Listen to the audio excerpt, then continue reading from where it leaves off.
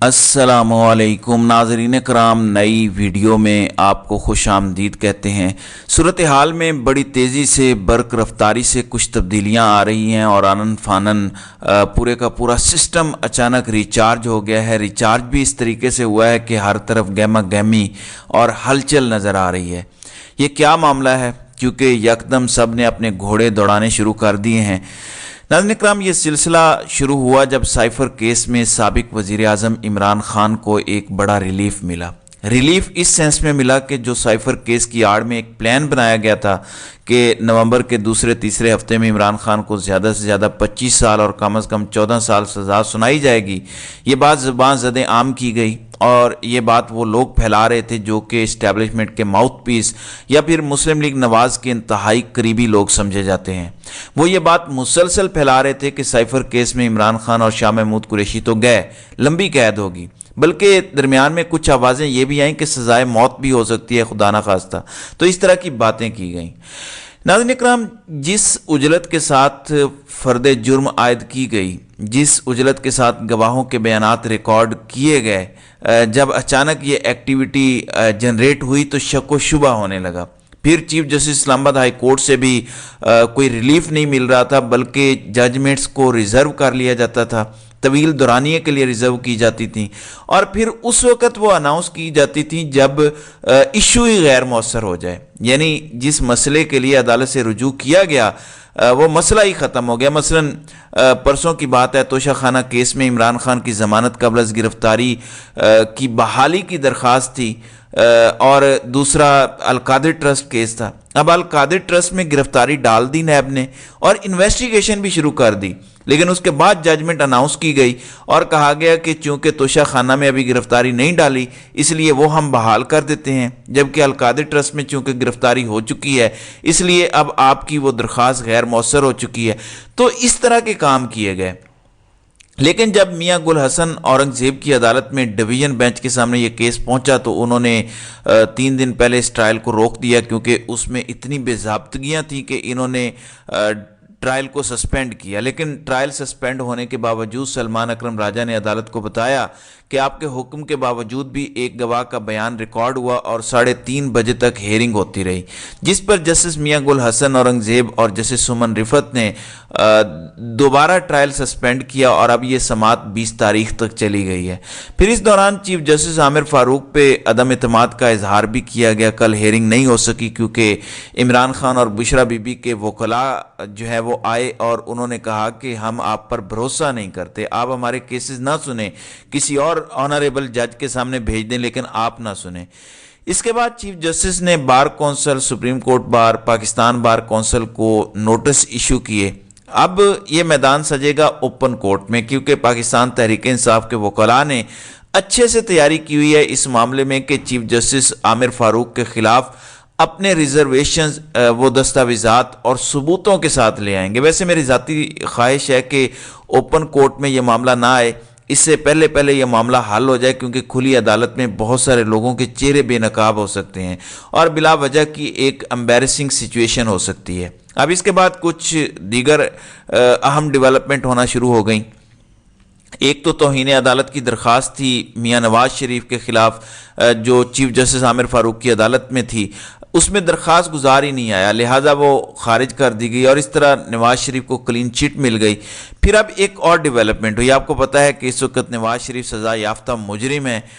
वो लाहौर जेल से बैरून मुल्क चले गए थे, 4 हफ्ते का कह के गए थे, लेकिन 4 साल बाद वापस आए, जिसका उनको सामना है। अब इलेक्शन शेड्यूल आने वाला है, कहा जा रहा है कि इलेक्शन शेड्यूल आ जाएगा दिसंबर के पहले हफ्ते में। अब इससे पहले नवाज शरीफ को क्लीन चिट देना मकसूद है। क्लीन चिट कैसे दी जाएगी? 2 केसेस हैं नवाज शरीफ के खिलाफ, एवनफील्ड रेफरेंस और अल अजीजिया रेफरेंस। इन दोनों में ये सज़ा याफ्ता हैं। दोनों में सज़ाएं 7 साल और 14 साल की हैं। इनके खिलाफ अपीलें फ़ाइल हो चुकी हैं। चीफ जस्टिस आमिर फारूक ने ये दरखास्तें लगा दी हैं और इनकी समात 21 नवंबर को होगी, जबकि 20 नवंबर को जस्टिस मियां गुल हसन औरंगजेब और जस्टिस सुमन रिफत के सामने इमरान खान का केस लगा हुआ है साइफर वाला, जबकि 21 नवंबर को चीफ जस्टिस आमिर फारूक और जस्टिस मियां गुल हसन औरंगजेब के सामने नवाज शरीफ شریف کی درخواستیں لگا دی گئی ہیں۔ تو عدالت نے نواز شریف کی بیرون ملک واپسی پر یہ اپیلیں بحال کی تھی، جبکہ سزائیں موجود ہیں۔ اب ان کیسز کی سماعت ہوگی، اب دیکھتے ہیں کہ کیسے ریلیف دیا جاتا ہے۔ مزے کی بات یہ ہے کہ جسٹس میاں گل حسن اورنگزیب دونوں بینچوں میں شامل ہیں، تو انتظار کیجئے، بڑا دلچسپ کھیل ہے۔ پھر ایک اور کیس بھی عمران خان کی ضمانت کا سپریم کورٹ آف پاکستان میں لگ چکا ہے، کیونکہ کافی تنقید ہو رہی تھی 3 ہفتے پہلے ان درخواستوں کو نمبر لگ چکے تھے، لیکن کیس فکس نہیں ہو رہا تھا، وہ فکس ہو چکا ہے۔ قاضی فائز عیسیٰ کی جانب سے بینچ بھی تشکیل دیا جا چکا ہے، اور یہ بینچ سردار طارق مسعود کی سربراہی میں 3 رکنی بینچ 22 نومبر کو سماعت کرے گا، جبکہ ان کے ساتھ جسٹس یحییٰ آفریدی اور جسٹس عائشہ ملک شامل ہیں۔ اس میں 2 استدعائیں کی گئیں، ایک تو سائفر میں ضمانت کی درخواست ہے، جبکہ سائفر کیس میں جو فرد جرم عائد کی گئی اسے بھی غیر قانونی قرار دیا جائے۔ اب اگلا ہفتہ بڑا ہی امپورٹنٹ ہے پاکستان کی پولیٹکس کے حوالے سے۔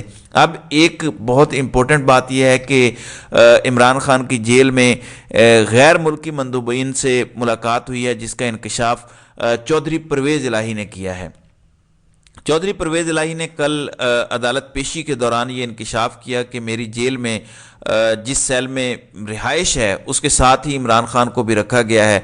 وہاں پہ کافی لوگ پچھلے دنوں میں آئے ہیں، اس میں یورپی یونین اور IMF کے لوگ شامل تھے۔